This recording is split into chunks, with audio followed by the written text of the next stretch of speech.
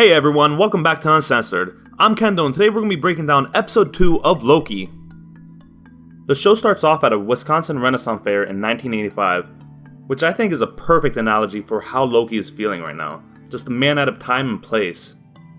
We see the Minutemen step into the scene to investigate this Nexus event. They walk right into a trap, and the variant Loki ends up taking control over one of the hunters. I personally love this scene. Bonnie Tyler's I Need a Hero starts playing, which coincidentally was in the He-Man trailer and the Guardians of the Galaxy game trailer, all within the same week. I thought the song was pretty fitting for Agent Mobius. The variant Loki has been ambushing teams of Minutemen, so it makes sense that they would need a hero like Loki. With full control of Hunter C-20 and the element of surprise, the variant Loki starts attacking the rest of the team and eventually wipes them all out. The variant kidnaps Hunter C-20 and takes her to an unknown location.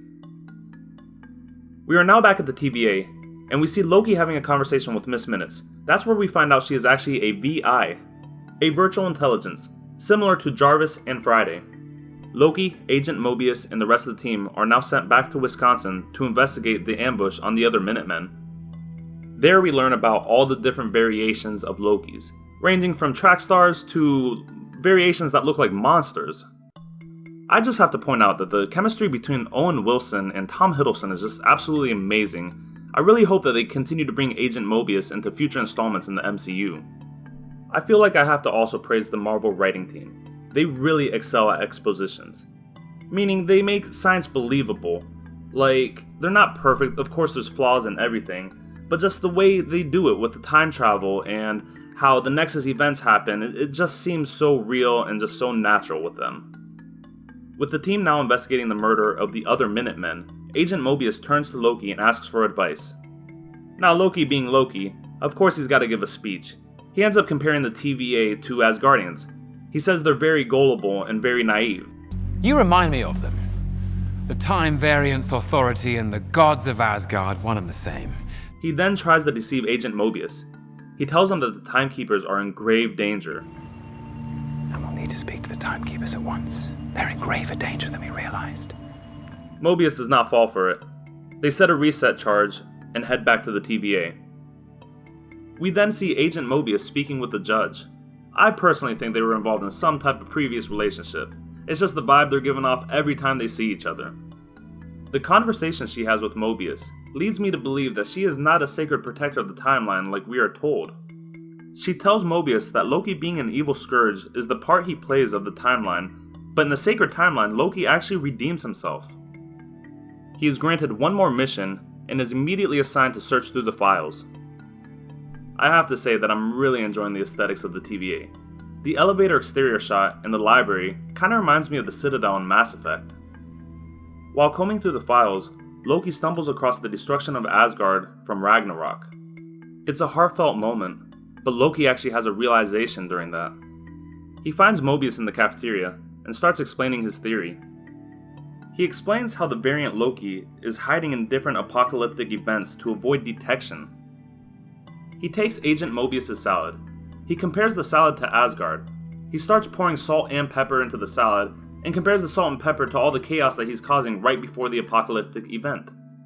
His theory is, because of the apocalyptic event, the variant can actually go there and do and say whatever they want with no consequences. Agent Mobius believes Loki is onto something, but he's a little hesitant because he's afraid that he's going to be stabbed in the back by the God of Mischief. You've literally stabbed people in the back like 50 times. I'd never do it again. He then tells him, if you can't trust me, trust that I love being right. The two head to Pompei, and almost immediately Loki starts to disrupt the timeline. He starts shouting at the town, telling them that the volcano is about to blow up and everyone here is about to die. He says he's from the future, but no one seems to bat an eye. The volcano erupts, and the whole town goes into panic. Agent Mobius looks at his device, and he notices that there is no timeline variation, proving Loki is right. They head back to the TVA, and Agent Mobius realizes the Kabloo candy from the first episode narrows down the year range that the variant could be hiding in. They figure out in 2050, a Category 8 hurricane hits the town of Haven Hills, Alabama, and wipes it completely off the map. They are sent to the Roxcart department store to catch the variant Loki, and to get back the reset charges. While searching the store, the team decides to split up.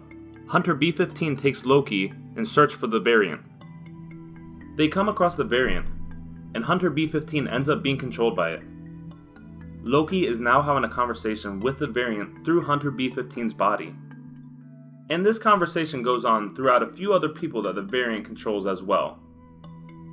We find out that the kidnapped TVA hostage ended up giving up the location of the timekeepers. After stalling enough, the variant finally reveals herself. It's none other than Lady Loki, or possibly Sylvie Lushton. We just don't know yet. Her plan is somewhat revealed. We know that she has the reset charges, and she plans on sending them back to the sacred timeline. We just don't know what her motive is behind all this. All I know is this is setting up the multiverse of madness better than I could have ever expected. Lady Loki ends up making her escape through one of the time passages. Agent Mobius shouts for Loki, and hopes that he does not follow her. But Loki turns right around and follows her right through the time passage. And I'm not gonna lie, that bummed me out a little bit, just because the partner detective story was hitting its stride at that point. I was really enjoying the relationship the two were building. But I mean, can you really blame Loki for all that? He's a variant that's lost in time. He really doesn't know what's gonna happen to him after this case is done. Is he gonna be just disintegrated? Is he gonna be thrown back into the Asgard jail? He just really doesn't know at this point. Now, I have no idea where the MCU is actually going with all this, but I have been doing a little bit of research and trying to find the hints that they've been throwing at us. I noticed on the Marvel Unlimited app, for the character profile of the Time Variance Authority, they have highlighted a few comics. A couple of them involving Thor, Fantastic Four, She-Hulk, and Cable and Deadpool. Now we know that Disney now owns the rights to all of these characters, so you take that how you will. That concludes our breakdown of Loki Episode 2.